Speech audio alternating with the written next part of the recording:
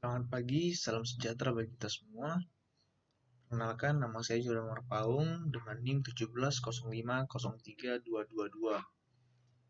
Akan mempresentasikan tentang bab 7 yang berjudul Activity Based Management. Nah, apa itu Activity Based Management atau bisa disingkat dengan ABM? Adalah suatu metode pengelolaan aktivitas yang bertujuan untuk meningkatkan value atau nilai suatu produk atau jasa, meningkatkan daya saing, dan meningkatkan profitabilitas perusahaan.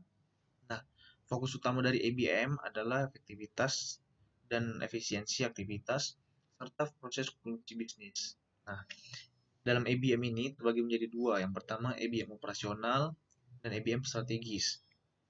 Nah, apa itu ABM operasional? Adalah suatu hal yang fokusnya melakukan suatu dan aktivitas dengan cara yang benar dan lebih efisien. Nah, ABM operasional ini mengarah pada efisiensi operasi, utilisasi aset, dan biaya yang rendah dalam melakukan operasi. Selanjutnya ada IBM strategis yang fokusnya bagaimana cara membuat pendapatan lebih besar daripada biaya aktivitas yang dibutuhkan. Nah, dalam IBM strategis mengarahkan manajemen untuk mendapatkan manfaat yang lebih dari model biaya ABC atau Activity Based Costing. Nah, Activity Based Costing dan Activity Based Management. Perlu kita ingat lagi, Activity Based Costing merupakan teknik untuk memahami dan membatasi biaya dalam produk. Apa hubungan ABC dan ABM? Nah, fungsi ABC dalam ABM antara lain yang pertama, mendesain produk dan jasa. Yang kedua, memberi tanda melanjutkan atau menghentikan perbaikan yang berkelanjutan. Yang ketiga, mengarahkan penentuan bauran produk dan keputusan investasi. Yang keempat, memilih pemasok. Yang kelima, negosiasi produk, fitur, kualitas, dan layanan. Yang keenam, memanfaatkan proses distribusi dan layanan secara efektif dan efisien. Yang ketujuh, meningkatkan nilai produk dan jasa. Nah, analisis nilai proses atau proses value analysis yang merupakan dasar dalam ABM. Nah, fokusnya itu pada pertanggungjawaban aktivitas dan cara memaksimalkan kinerja sistem. Analisis nilai proses membantu mewujudkan ABM menjadi basis operasional. Analisis pemicu, mencari sebab akibat, analisis input dan output produksi, ukuran output berupa analisis aktivitas dan pemicunya, aktivitas yang menyebabkan biaya dapat dipersingkat atau dipotong jika terdapat informasi tentang faktor yang berperan dalam aktivitas tersebut. Nah, selanjutnya ada analisis aktivitas, identifikasi dan penentuan kandungan nilai. Nah, ini untuk mengidentifikasi dan menentukan kandungan nilai aktivitas. Untuk membedakan antara aktivitas memberi nilai tambah dan tidak nilai tambah. Berdasarkan aktivitas yang dilakukan, jumlah orang dan sumber daya yang dipakai, dan penentuan nilai aktivitas dibandingkan biaya. Nah, analisis bernilai tambah dan tidak bernilai tambah. Analisis bernilai tambah, yaitu yang meningkatkan nilai produk atau jasa.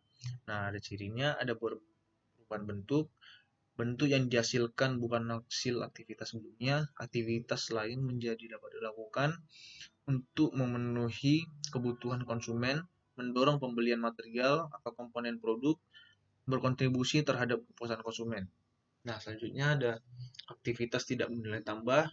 Ini mengkonsumsi waktu, sumber daya, atau tempat. Nah, dapat dihilangkan tanpa mempengaruhi bentuk, kenyamanan, atau fungsi produk atau jasa, menimbulkan pemborosan dan hanya memberi sedikit, bahkan tidak memberi nilai tambah. Dilaksanakan karena ada inefisiensi dan kesalahan dalam proses. Pekerjaan ulang atas pekerjaan yang telah dilakukan bagian departemen lain dilakukan untuk mengawasi masalah kualitas, menghasilkan output yang tidak perlu. Nah, selanjutnya ada strategis pengurangan biaya. Ya, dalam strategis pengurangan biaya ini, analisis aktivitas menjadi elemen kunci dalam metode Kaizen. Nah, analisis aktivitas dapat mengurangi biaya dengan 4 cara. Yang pertama itu penghapusan aktivitas, pemilihan aktivitas, pengurangan aktivitas, dan pembagian aktivitas. Apa itu penghapusan aktivitas? Itu cara ini dilakukan melalui penghapusan aktivitas yang tidak menghasilkan nilai tambah atau hanya sedikit memberi nilai tambah bagi produk, jasa, atau konsumen dan tidak berdampak terhadap kelangsungan usaha perusahaan. Misalnya, aktivitas inspeksi. Nah, selanjutnya ada pemilihan aktivitas. Cara ini dilakukan dengan memilih aktivitas-aktivitas tertentu yang akan dijadikan satu set aktivitas sesuai dengan strategis kompetisi yang digunakan perusahaan. Selanjutnya ada pengurangan aktivitas. Nah, cara ini dilakukan dengan mengurangi konsumsi waktu dan atau sumber daya oleh aktivitas. Yang keempat, pembagian aktivitas. Cara ini dilakukan dengan melaksanakan aktivitas pada skala perekonomian. Pembagian aktivitas akan meningkatkan efisiensi aktivitas yang dibutuhkan dengan menggunakan skala ekonomi atau economics of scale. Nah, selanjutnya ada pengukuran kinerja aktivitas. Ada beberapa contoh ukuran keuangan efisiensi aktivitas, antara lain laporan biaya bernilai tambah dan tidak bernilai tambah, laporan tren aktivitas, pergeseran standar Kaizen, benchmarking, activity flexible budgeting, dan penentuan biaya siklus hidup atau life cycle costing. Nah, langsung saja, laporan biaya bernilai tambah dan tidak bernilai tambah adalah salah satu metode yang dapat digunakan penentuan biaya Kaizen. Kaizen adalah dalam bahasa Jepang diartikan sebagai perbaikan berkelanjutan.